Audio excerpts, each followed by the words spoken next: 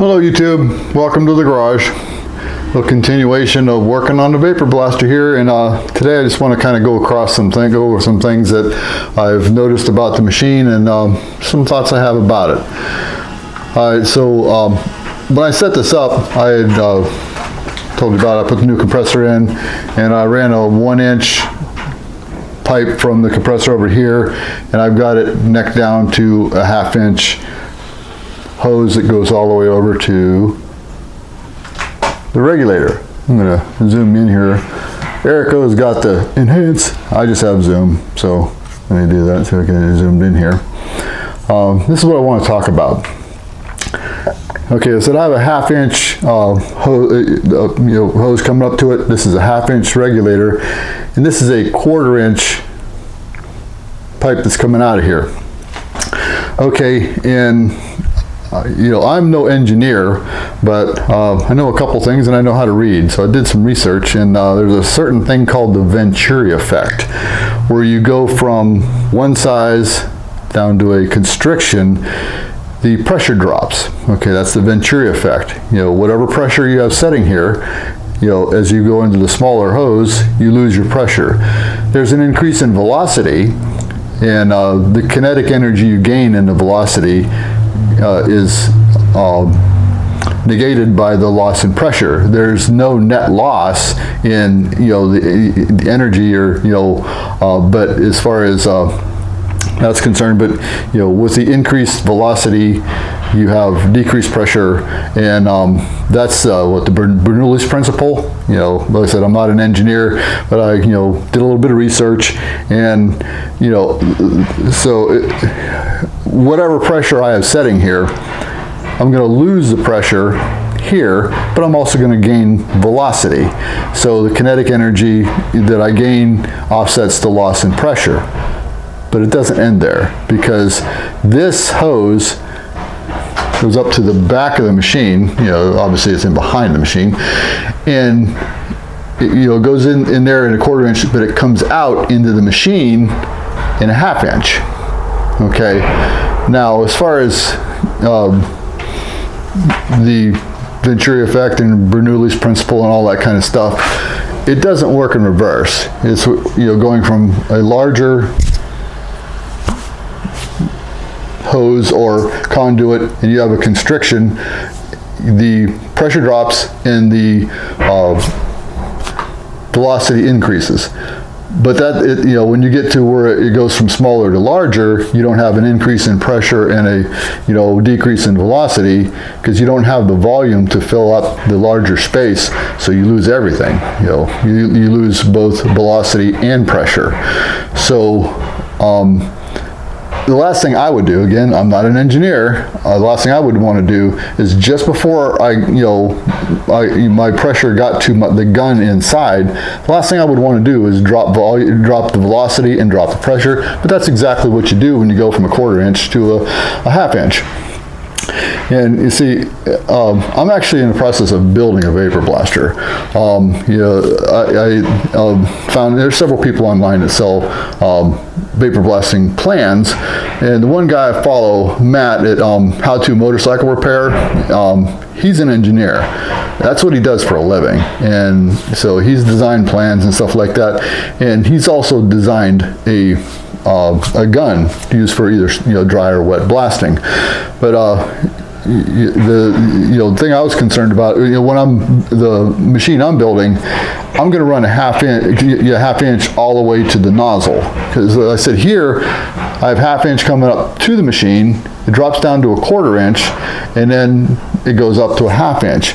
And even if I ran a 1/4-inch to the machine into a 1/4-inch, it's still going from a 1/4 to a 1/2, and you lose velocity and you lose pressure. And again, I'm not an engineer, but you would think the people that build these things would either have engineers on staff or know somebody to call and ask a couple questions. But I think they kind of dropped the ball on that one. Again, that's just my opinion. I'm not going to send the machine back because of it. But I just, I kind of wondered what was going on with that. All right, so we're going to go over and talk about the gun a little bit too. So got myself some notes here so I don't forget. I'm good at doing that. So here we go. Hang on. Okay. Let me turn the light on so we can see what we're doing. There we go. All right, let me get you moved up here and let's talk about guns and nozzles. All right, can you see? Okay. All right. So the gun that this machine comes with is right here. I don't know if you've ever seen anything like this before. I have at Harbor Freight. This is a Chinesium gun. I'm sorry. Yeah, I know this is the entry-level machine, and maybe on their higher-end machines they use a better gun, but not for nothing. This leaves much to be desired. And I said, Matt at How To Motorcycle Repair, he's designed his own gun. And I happen to have one right here. Okay, and he's done a lot of teaching on his channel about how the gun works and that kind of stuff. And what he has done is he's designed this gun. This is CNC, metal, but the nozzle and the jet inside, okay, are critical as far as the sizes and stuff like that. There's can you see it? Yeah, a little jet inside there. Little hole, a little light blinking at you. And actually what the jet looks like, okay, it looks like this. All right, it's got the rubber on here to protect it, because in the gun, you look at the shape of the gun, the fluid goes in here, with the abrasive in it goes in here, and then air goes in here, and this sits in there approximately like that. And obviously this is brass, so if you have that slurry with abrasive on it, eventually it's going to eat the brass. So they put a little rubber hose over that to protect it so that doesn't happen. So that's what that's for. But he's got different size nozzles, different size jets, and different size nozzles. And he's designed it where if you have only a 3 horsepower compressor, he has designed his gun where you can put a jet in it and a nozzle in it where you can get good results with a 3 horsepower compressor. It's going to take you longer, but he has it designed where you can get the maximum efficiency out of it, and you can still get the same results with a 3 horsepower compressor as I can with my 7.5 horsepower compressor, or if you even had a 10 horsepower compressor. It's just the same results. It's just going to take you longer. It stands to reason logic would dictate that. But he's got his design where you get, depending on what you want, 3 horsepower, 5 horsepower, 7.5, and 10 horsepower.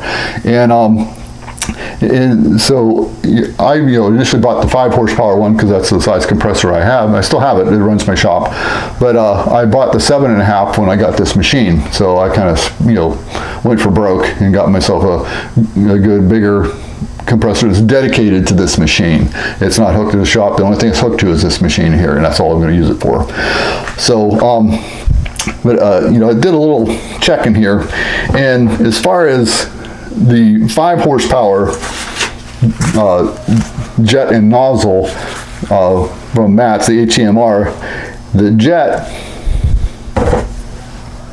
this is a 1/8 inch jet, and it uses a 1/4 inch nozzle. Okay, so this would be the setup you would put in that gun if you had a 5 horsepower compressor, which that's what I had originally.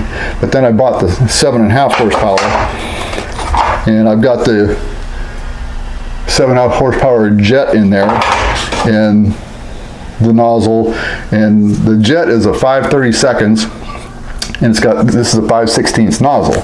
Okay, and that's, again, he's an engineer and he knows all the math and formulas and stuff like that, and he figured out with a 7.5 horsepower compressor, this is the optimum size for to get the most bang for your buck. The highest efficiency, again, according to the numbers. I don't know how to do all that crap, but he does. I said he does it for a living. So all right, then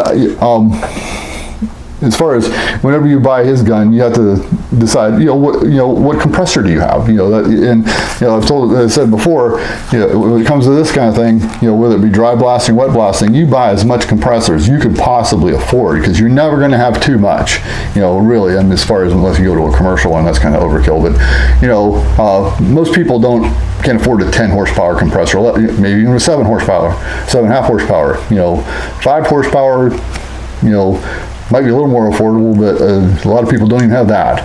So I said Matt's designed it where you can do it with a 3 horsepower compressor. Check out his video. You can explain it way better than I can, but how to motorcycle repair. He's got some really good videos on motorcycle repair and vapor blasting. So I was curious as to, when you buy a gun from Matt, you choose what size compressor you have. That's how you know which size jet and nozzle to get. When I bought this machine from Vapor Hone Technologies, they didn't ask me what size compressor I had. They just told me to buy the biggest compressor I could possibly afford. That was their advice. Okay, I get it, but what's this configured for? Is this configured for anything? Because let me get this thing out of here. There's the nozzle. You see, there you go. And then there's the jet in there. I don't know if you can see that jet. There's a jet in there. And I'm really not sure if it's removable. It looks like there's a little set screw here, but I see they also got some silicone on it, and I'm not sure what's up with that. Probably because this is a Chinesium gun, and it probably leaks, so they put silicone on it. That's my guess. I wasn't there, so I'm just guessing. All right, and so I wanted to know what's this configured. And got some drill bits out and was checking things, and the jet in here is 3/16 of an inch, and that nozzle is a 3/8 inch nozzle. Okay, that's we're talking big. Okay, if the 5/32 and 5/16 is optimum for a 7.5 horsepower, I bet you that this, if you did the math, I bet you this is designed for a 10 horsepower compressor. I personally don't know anybody who owns a 10 horsepower compressor. It's not a commercial, business. I'm just a one-man dog and pony show here in my, shop out in my backyard. Okay, and yes, I really struggled to spring for this 7.5 horsepower compressor, and believe me, the wife was pissed. But that's another story. But she just doesn't understand, I guess. But still. That's what this comes, and I bet you, again, I haven't checked it, I bet you go to Harbor Freight, I bet that, all of their sandblasters, I bet you they got this same gun on it with those huge, jets in here, so the way I look at it, we talked about the going from the 1/2 inch to the 1/4, where I gain velocity but lost pressure, and then when it goes from up here, it goes from a 1/4 outside to 1/2 in this hose. I'm losing pressure, losing pressure and velocity, and it also causes turbulence. So, what? 3 feet of hose. The last 3 feet, I'm losing efficiency. And when, the machine I'm building, I'm going to keep it 1/2 inch all the way from the regulator all the way through to the gun. It's all going to be 1/2 inch. I have the 1/2 inch, what is it, the valve, the electric valve. They make 1/2 inch ones. I don't know why they didn't put a 1/2 inch one on this, or at least ask, okay, what size do you want? And we can accommodate, because they make 1/4, 3/8, 1/2, whatever size valves you want. But this is what it comes with. Again, I don't know anything about their higher end machines. This is their Weekend Warrior, just the entry level one. But I just can't see something, in my opinion, that egregious to destroy the efficiency of this thing. Okay, like that. Just something as simple. It's just that one short piece of hose. It's a 1/4 inch and a 1/4 inch valve. put a 1/2-inch hose and a 1/2-inch valve. Might cost a couple more dollars. Well, charge me a couple more bucks for the machine. But I want the maximum efficiency. This thing wasn't cheap, okay, and I want the maximum efficiency I can get out of this. And you say, well, go ahead and change it out. Well, I could, but I would ruin my warranty on this. They have a really good warranty. It's like, as long as I don't butcher the thing, and it doesn't matter how long I use it, if I decide I want to upgrade, they will give me 100% of what I paid for it against a new machine. Okay, that's pretty cool, but but that's why I'm not going to change anything. But still, we're just talking here. If it were up to me, a little bit of change could, I think, drastically improve the efficiency of this machine. And a guy like me can figure that out. A multinational company, and they are, a multinational company. They sell these machines as vapor honing technologies in the United States. In Europe, it's called Aquaknife. So these guys are international, and you'd think they'd have access to some people who would know, stuff about this. I'm just a, one-man dog and pony show mechanic that's going to do some vapor blasting, and I figured it out. Oh well, enough of that. But what I'm going to do next is I'm actually going to do some testing. Going to do use this gun and figure maybe at like 60 and 80 psi, do some test blasting. Then I'm going to put the HTMR gun in and do the same testing, 60 and 80, and see if there's any difference. Also look at the fluid patterns coming out of the end of the nozzle with just a slurry you're running with no air, and just kind of do a comparison to see if there's any difference, better, worse, that kind of thing. And just a little update. If you've been watching the videos, which I hope you have, if you haven't been watching my videos, go back and watch them, please. When I set this up and got the 20% of media to water ratio, I had ended up with 35 pounds of glass bead and 7 pounds of aluminum oxide. And what I did is I dumped an extra pound of aluminum oxide in it for 8 pounds to get the 20% of aluminum oxide to 80% glass bead. Whenever you're going to mix media like that, that's what they recommend. So I wanted to get closer to the recommended ratio, and I did that. And one other thing, since there's water in this machine, you have the potential for things to grow, algae, that kind of stuff, microbes, because you have water. All right, so Vapor Honing Technologies sells a antimicrobial solution to put in this machine. It's $100 a gallon. So I did a little research, and what I ended up doing, people have swimming pools and hot tubs and all that kind of stuff, and they use chlorine. So I bought a gallon of Pool Shock chlorine, the sodium hypochlorite is what it is. The very constant is like 12-13%. It's concentrated, and only took 3 milliliters for this machine here, and it's actually a little more than I figured out. It was like 2.8 milliliters to get the right concentration. I put 3 milliliters in it, and a gallon of that's $30, and at 3 milliliters, it's going to last me a long time. So I just couldn't see paying $100 for what's basically bleach. So that's that. So next thing, going to do some test blasting, couple different guns, and we're going to go from there. So you know the deal. Like, subscribe, and I'll see you in the next video.